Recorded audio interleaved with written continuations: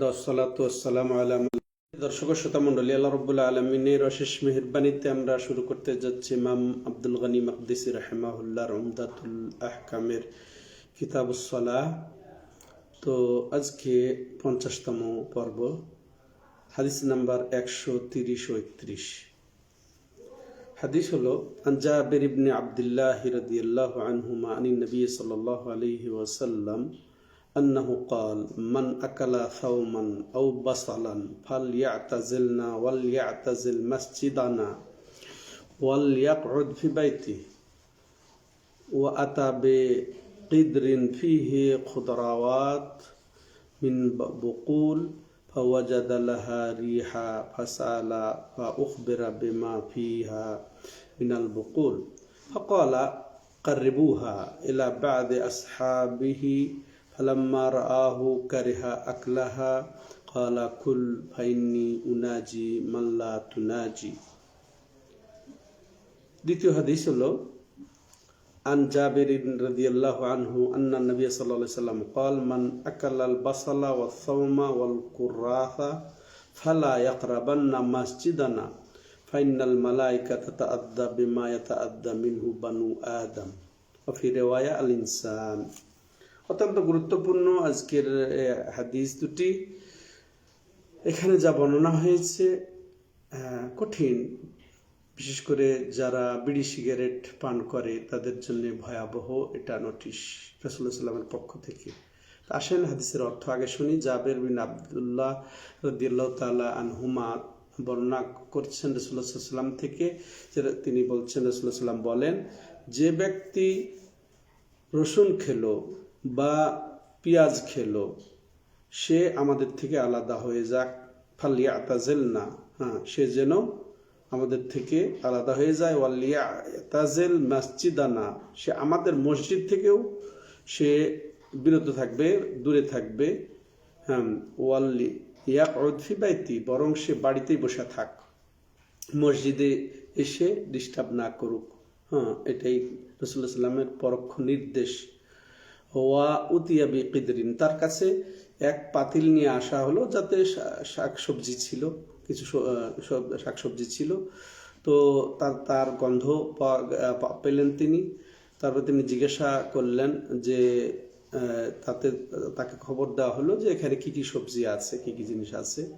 এরপর তিনি বললেন কাররেবুহা, সেটাকে নিকট করো ওই বা কিছু কতিপয় সাহাবাদের দিকে। ফালাম্মা রাআহু কারিহা আকলাহা, যখন তিনি দেখলেন তখন তার বোঝা গেল এগুলা পেঁয়াজ রসুনই ছিল, তো তিনি অপছন্দ করলেন।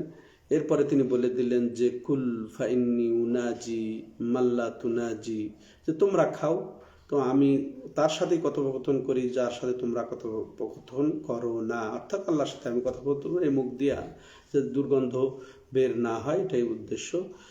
পরের হাদিস জাবের রাদিয়াল্লাহু তাআলা আনহু থেকে বর্ণিত, তিনি বলছেন, নবী সাল্লাল্লাহু আলাইহি সাল্লাম বলেন, মান আকালাল বাসালা ওয়াস সাওমা ওয়াল কুররাস, তিনটা এখানে জিনিসের কথা উল্লেখ এসেছে হাদিসে। রাসূলুল্লাহ সাল্লাম বলেছেন, যে ব্যক্তি পেঁয়াজ খেলো, রসুন খেলো, ওয়াল কুররাস, কুররাসও রসুনের মতো পাতার একটা এখানে ওই জাতীয় একটা দেখা যায়, সেটা এখানে সৌদিতে আমরা দেখি। তো যারা এই তিনটি খেলো, ফালা ইয়াকরাবান্না মাসজিদানা, সে যেন আমাদের মসজিদের নিকটতম না হয়, সে কখনোই যেন মসজিদের নিকটে না আসে। এমন শব্দ এখানে এমন তাকিদ আরোপ করেছেন, সেখানে কখনো শব্দটা লাগাতেই হবে, যে কখনোই যেন সে মসজিদে এর নিকটে না আসে। ফাইনাল মালাইকা, কারণ দর্শী রাসূলুল্লাহ সাল্লাম বলছেন, কারণ ফেরেশতারা যাতে তাতে কষ্ট পায়, যাতে আদম সন্তান কষ্ট পায়। অন্য বর্ণনা এসেছে মানুষ যাতে কষ্ট পায়, তাতে ফেরেশতারাও কষ্ট পান। আল্লাহু আকবার। তাহলে হাদিস থেকে আমরা স্পষ্ট হয়ে গেছে অনেক কিছুই সরাসরি অর্থে। তারপরেও আমরা মাসআলাগুলি শুনি। যে হাদিস থেকে যেটা জানা যায় যে নিষিদ্ধ মসজিদে ঢোকা, এটা নিষিদ্ধ এই পেঁয়াজ রসুন খেয়ে। তো এটা আসলে হুঁশিয়ারি, চমক, এটা বড় ধরনের এটা রাসূলুল্লাহর পক্ষ থেকে হুঁশিয়ারি তাদের জন্য যারা কাঁচা পেঁয়াজ, বিশেষ করে কাঁচা পেঁয়াজেই এই গন্ধটা আসে, সরাসরি খাওয়া, তখন সরাসরি হয়তো খাওয়া হতো। ওই এই হাজির সাজারা এরকমও আছে, গাছের নাম উল্লেখ আছে, তাহলে গাছ থেকে খাওয়া অর্থাৎ সরাসরি তাজা কাঁচা খাওয়ার বিষয়টা এখানে ধর্তব্য হবে, আল্লাহ আলাম। তো এইটা এটা তাদের জন্য যারা এই কাঁচা পেঁয়াজ রসুন খাবে তাদের জন্য একটা বড় ধরনের হুঁশিয়ারি, বরং এটা একটা বড় শাস্তি। যে জামাতের ফজিলত কি, যে 25 গুণ, অন্য হাদিসে এসেছে 27 গুণ সব বেশি, এর থেকে তাকে বঞ্চিত করে দেওয়া হলো শাস্তি স্বরূপ, যেন যে সে যেন এই সব না পায়। কারণ সে এই অবস্থায় শিকার হলো কেন, এই কাঁচা পেঁয়াজ রসুন খেলো কেন, এই অবস্থায় সে যেন মসজিদে না এসে সে বঞ্চিত হোক, এটাই যেন বিষয়টা, আল্লাহ মুস্তাআন। এরপরে আরো যেটা বোঝা গেল যে এটা আসলে জায়েজ আছে, পেঁয়াজ রসুন খাওয়া জায়েজ আছে, এখানে নিষিদ্ধ আমভাবে করা হয়নি। যে খেলো সে যেন মসজিদে না আসে, তাহলে অন্য সময় সে মসজিদে আসবে, তাতে সমস্যা নাই। তাহলে আসল হচ্ছে এগুলা হালাল, এগুলা আসল হচ্ছে হালাল। তবে এগুলা খাওয়ার ব্যাপারে খাওয়ার ব্যাপারে দুটো অবস্থা হতে পারে। এমন সময় এই পেঁয়াজ রসুন খাওয়া যে সালাতের অনেক দেরি আছে, এই দেরিতে দীর্ঘক্ষণ যাওয়ার ফলে ওই দুর্গন্ধটা অটোমেটিক নষ্ট হয়ে যাবে। হ্যাঁ, তাতে সমস্যা নেই, এতে কোনো সমস্যা হবে না, তাহলে জায়েজ হবে তার জন্য খাওয়া, তাতে কোনো সমস্যা নেই। কিন্তু এমন সময় খেলো যে এখন সলাতে যেতে হবে, অল্পক্ষণের মধ্যেই সলাতে যেতে হবে, এখন তার যদি খাওয়াটা জরুরি হয় তাইলে এটা জায়েজ হবে। হ্যাঁ, যদি জরুরি হয়, প্রয়োজন হয়, তাহলে তার জন্য জায়েজ হবে খাওয়া। আর যদি জরুরি না হয় তার জন্য হারাম হবে, যেটা নিষিদ্ধ হবে আমরা শুনলাম। হ্যাঁ, তার কারণ হচ্ছে যে এতে চরম দুর্গন্ধ ছড়ায়, হ্যাঁ, যাতে মুসল্লিরা কষ্ট পায়। আর এটাই হচ্ছে মসজিদে থেকে বিরত থাকার কারণ, মসজিদ থেকে তাকে নিষিদ্ধের কারণ। সম্মানিত দর্শক ও শ্রোতা মণ্ডলী, আরো যে মাসআলা আমরা এর থেকে আমরা জানতে পারি সেটা হচ্ছে কি, যে এই দুর্গন্ধ থাকা অবস্থায় মসজিদে ঢোকার হুকুমকে এটাই নিষিদ্ধ। দুর্গন্ধ নিয়ে, কাঁচা পেঁয়াজ রসুনের দুর্গন্ধ নিয়ে মসজিদে ঢোকাটা হারাম। এটাই সাধারণত হাদিসে সরাসরি যেটা বোঝা যায়, এটা নিষিদ্ধ।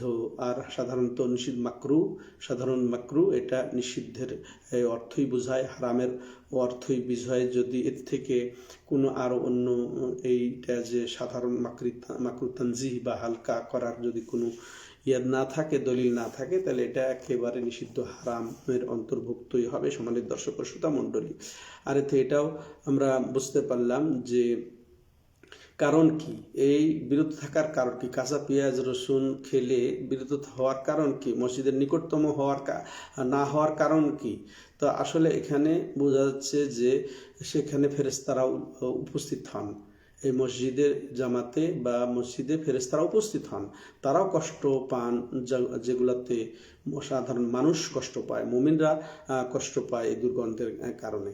এর থেকে সম্মানিত দর্শক ও শ্রোতা মণ্ডলী, আমাদের জরুরি বিষয় হলো এই যে এটা হালাল জিনিস, এটা পবিত্র জিনিস, এটা উপকারী জিনিস, তারপরেও রাসূলুল্লাহ সাল্লাল্লাহু আলাইহি সাল্লামের এই হুঁশিয়ারি যদি হয়ে থাকে, যারা খাবে অল্প সময়ের মধ্যেই মসজিদে ঢুকবে, এরা যেন না ঢুকে, বরং সে বাড়িতে বসে থাক, আমাদের মসজিদের নিকটতম না হোক, আমাদের নিকটতম না হোক, এইভাবে তিনি যেহেতু নিষেধ করলেন, তাইলে যারা এখন বিড়ি সিগারেট পান করে তাদের কি বলবো, তারা নিজেরাই এখন ফতুয়া খুঁজে নেন, এতে ফতুয়া খুঁজে নেন। আর ওটা যে হালাল তাও কেউ বলে না, ওটা যে পবিত্র তাও কেউ বলে না, ওটা যে উপকারী, বিড়ি সিগারেট যে উপকারী তাও কেউ বলে কি, যারা অমুসলিম তাও বলবে এটা অপকারী, স্বাস্থ্যের জন্য ক্ষতিকারক, তারাই লিখে দেয়, তারাই সরবরাহ করে, তারাই লিখে দেয়। হ্যাঁ, এটা স্বাস্থ্যের ক্ষতিকারক এবং অর্থনৈতিক অপচয়, এইটা খেয়ানত, ওই পরিবারের সাথে খেয়ানত, পরিবারের হক আপনি নষ্ট করছেন, যে অর্থটা পরিবারের যেটা হক সেটা নষ্ট করে আপনি বিড়ি সিগারেট খেয়ে আগুনে পুড়িয়ে দিচ্ছেন। হ্যাঁ, বিড়ি সিগারেট খেয়ে। হ্যাঁ, সমাজের ক্ষতি, সামাজিক ক্ষতি, সমাজের পরিবেশ দূষণ। হ্যাঁ, শরীয়তের দৃষ্টিতে দেখেন অবস্থাটা কি, তাহলে আপনি বিচার করেন। যারা বিড়ি সিগারেট পান করেন তাদের প্রতি আমার উদাত্ত আহ্বান যে আজকে থেকে তওবা করেন। আপনি তওবা করলেই, আপনি সদিচ্ছা রাখলেই, আপনি দৃঢ়প্রত্যয়ী হলেই পারবেন। আর এটা পারার দরকার, পারতেই হবে। অতএব আর দীর্ঘায়িত না করে এখানে আমি আজকের আলোচনা শেষ করছি। আল্লাহ রাব্বুল আলামিন আমাদেরকে তৌফিক দান করেন যে মসজিদের পবিত্রতা রক্ষা করা, মুমিনদের হককে সুসাব্যস্ত করা, কাউকে কষ্ট না দেওয়া। তার মানে মোজা যদি আমরা একদিন পরি, এটা দেখতে হবে। যদি ঘেমে যায়, তাহলে বোঝাই যাবে। ওই ঘামওয়ালা মোজা নিয়ে, দুর্গন্ধযুক্ত মোজা নিয়েও যেন আমরা না যাই। তেমনি ঘামে জামা কাপড় গেঞ্জি দুর্গন্ধ যদি হয়ে যায়, এটা বোঝা যাবে। ও সেটাও নিয়ে যেন আমরা মসজিদে না যাই। পার্থপক্ষে যতদূর সম্ভব ফাত্তাকুল্লাহ মাসতাতা'তুম, যতদূর সম্ভব আমরা যেন এতে আল্লাহকে ভয় করি। আল্লাহ তৌফিক দাতা। হাদা ওয়া সাল্লাল্লাহু আলা নবিনা মুহাম্মদ ওয়া আলা আলিহি ওয়া সাহবিহি আজমাইন। সুবহানাকাল্লাহুম্মা ওয়া বিহামদিকা আশহাদু আল্লা ইলাহা ইল্লা আনতা আস্তাগফিরুকা।